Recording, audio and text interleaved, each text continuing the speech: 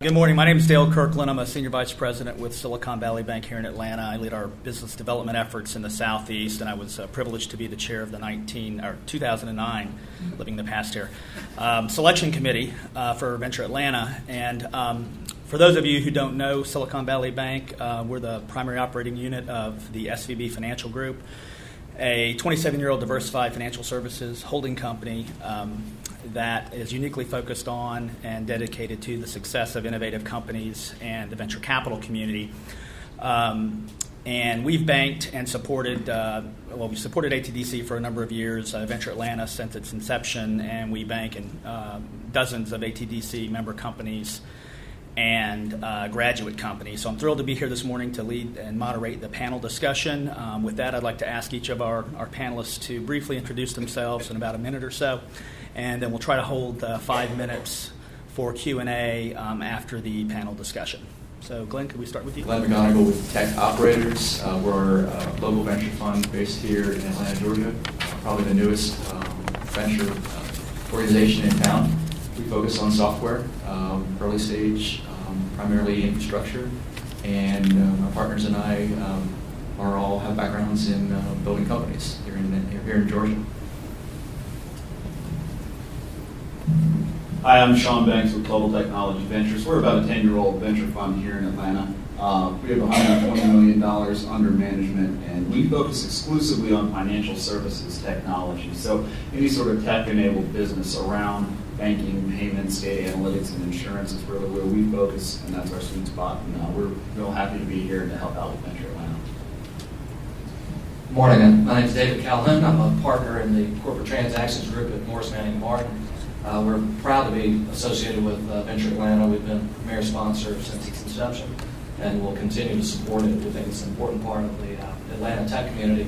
My firm is a full-service law firm, but the corporate technology group focuses on technology, broadly defined technology companies in the Southeast, and we're a leading law firm representing entrepreneurs, representing early stage to growth stage companies in the technology industry, whether it's venture capital, public offerings. Good news is we actually have IPOs going on in-house, so we're hoping that's a good sign, and also M&A transactions. But thank you for coming. I'm Susan Dwyer, and you will never forget me. I'm from Havenburg, Getty & Wynn, and we're Georgia's largest independent accounting firm. And we are pleased to say that many of our clients we share with Morris Manning and with Silicon Valley Bank. We work with companies everywhere from ideas on a napkin. We work with companies all the way from early stage to public. And we're glad to participate in Venture Atlanta, and I think Allison will tell you we were the first sponsor of Venture Atlanta 3 years ago. So you're a first-time entrepreneur looking to raise capital. You've got a great idea. You've exhausted friends, family, and personal holdings, and you need to go external to raise capital. What are the most important things to focus on at that point? Yeah, so Dale, I think if you are at that stage where you're looking to take an additional investment, I think you have some options, right? And so one of them is venture, but it's not the only one. And I sit here as a venture guy saying that's not always the case.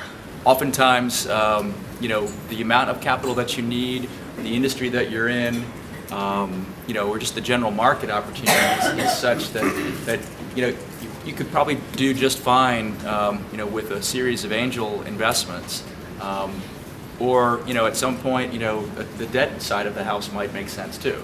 So getting a company off the ground does not default to I got to go find a venture firm and raise several $1 million.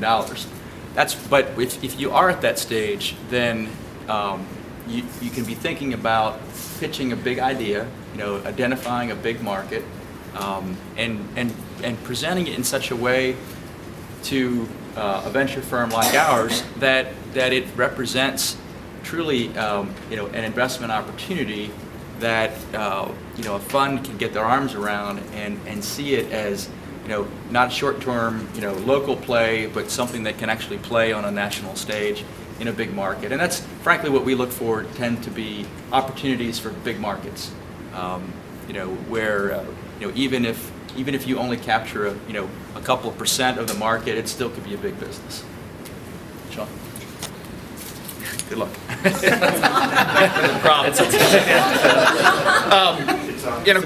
Glenn's absolutely right. As you start to get towards where you're ready to scale your business, you do kind of get to this place where you're a little bit too big for friends and family, and you're a little bit too small for venture. And in a lot of cases, venture has, over the last 5 years, really migrated more towards a growth equity type investment thesis and philosophy, where they tend to look for, just about being profitable. And we all know that there is an interim step there that is being missed. Angel investors are very good at funding that. The other thing that y'all should consider as entrepreneurs is going out to your customers. And if you've really got a strong value proposition, figure out a way to structure deals with your existing customers to provide working capital, maybe on the front end, maybe to discounts, maybe as some way that might cut down on the amount of revenue you might make out of that deal to accelerate your cash flows. But at the same time, as the person who's going to be the one holding the equity in the company, you'll be a lot happier owning much more of your company. With now maybe your revenues are a little bit smaller, but once you've proven out the fact that you can do that, it's a much more appealing proposition to a venture fund to look at an entrepreneur who's been able to scale and bootstrap to get to that stage without having to take all sorts of angel money and then make angels unhappy when the evil venture guys come in and cram everybody down. I'm not sure how to respond to the cram everybody down. I agree with that. I mean, we talk to a lot of venture capital firms as part of our networking. We talk to a lot of companies that are in need of capital. I think Sean hit a very good point. There's a lot of in-betweens. You can be too small for most venture capital firms. One trend we have definitely seen in the last 3 or 4 years is a trend up to growth stage. There are fewer venture capital firms investing in early stage companies.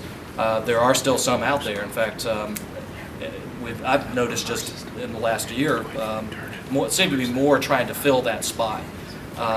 But it's still not anything like it was in the early 2000s, late 90s. But I think exploring all the options is the key.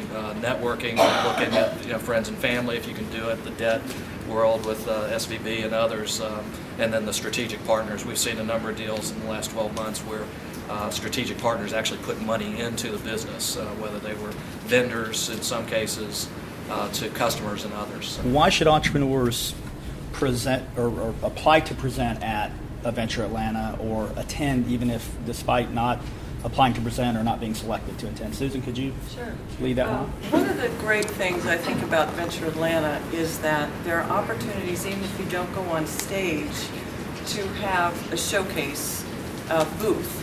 And so that gives you, we drive a lot of traffic past those booths so that you have an opportunity. If you don't feel like you're quite ready yet for prime time, you have an opportunity to at least get your idea out there. Meeting and connecting, as David said, is important. A lot of venture capitalists, because money comes from, most of our money comes from out of state into the state, we have a lot of venture capitalists that want to start building relationships with companies before they're ready to spend, before you're ready to receive. So it's working with those, building those relationships and those networks. They're not going to know who you are unless you're working with people who are connected to them or meet them directly yourself.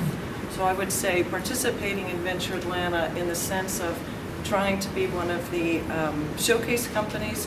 If you're one of the presenting companies, Allison has a whole shopping list of companies that have made connections, had checks written because people presented. And to the best of my knowledge, at least on the East Coast, we are the only conference that allows the early stage companies as well as the presenting companies an opportunity to be highly profiled.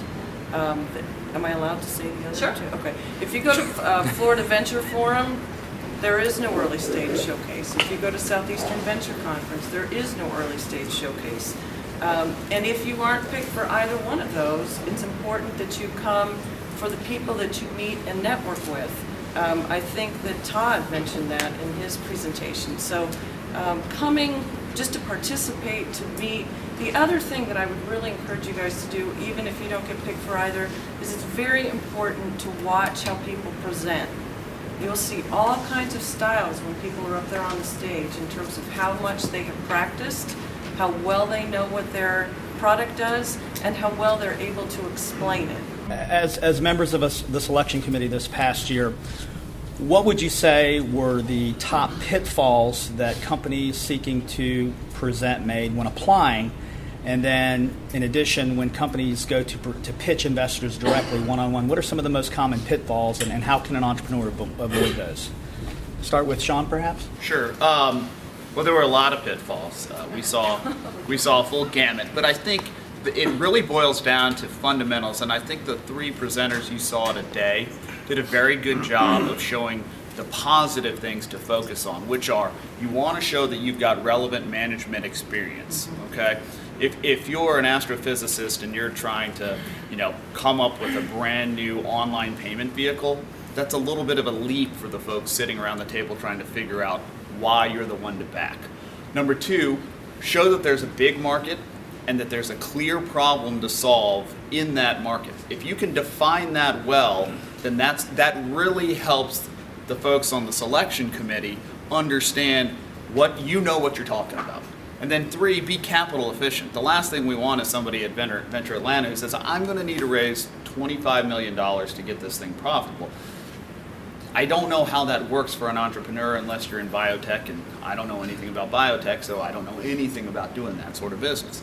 So I think those are the real keys, and we saw a lot of entrepreneurs fall into that pitfall where they could identify a big problem and they had a solution, but it didn't necessarily match, and it wasn't clear, it wasn't plausible. There was a strategy there, but there wasn't any sort of tactical implementation. There wasn't necessarily plausibility that this was a management team that you could back to get there. Glenn, anything further? No, well stated. I guess I would add also to that, frequently, and this gets into the just broader category when we see business plans, whether it's Venture Atlanta or otherwise, an entrepreneur has an idea and they're passionate about it, and they often forget to sort of vet it on a broader scale, because somebody will come up with an idea, and we'll see a business plan, you go, if they just did a little work, if they just did a little bit of Google, they would have realized that this has been done for 10 years or 8 years or whatever. And so when most VCs look to invest in opportunities, they expect, when you talk about a big market, it's not the Atlanta market or the Southeast market, but it's a global market. And so when you vet your idea, make sure that it plays on a global stage, or at least a national stage. Because that's what we want to see, right? Is something that's large and attainable. Anyone else to address that question? One thing, just as a practical matter, we get a lot of, I forget how many we looked at, 100 plus, 150 applicants last year. If we can't understand the business plan in a fairly short read, if you get a 30-page business plan and we can't figure it out in the first 2 pages, chances are we're not going to understand it at all. So executive summaries are very important from a practical standpoint. Make sure that it's understandable. Give it to somebody that doesn't understand your business and see if they understand it after reading the business plan. The other observation I would make, it's helpful if you have talked to somebody on the selection committee. If somebody knows your business, they can explain it, and that goes beyond the executive summary. So just a couple of practical pointers, and I assume you can find out who's on the committee from Allison. It's on the website. The sponsors are certainly good Post it on the contacts too. website. So. It will. One other logistical suggestion. We had 150-something applications last year. They were due on a Monday, and on Sunday night, I think about 149 were submitted. So after a while, reading all of those plans, it's a lot of fatigue trying to keep them all separate.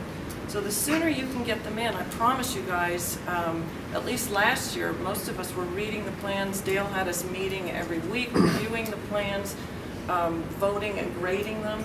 The sooner you get your plan in, the sooner we have an opportunity to read it. We do read them as they come in, and you grade it, and you don't just kind of get as watered down, tired, and buried in with all the other competition.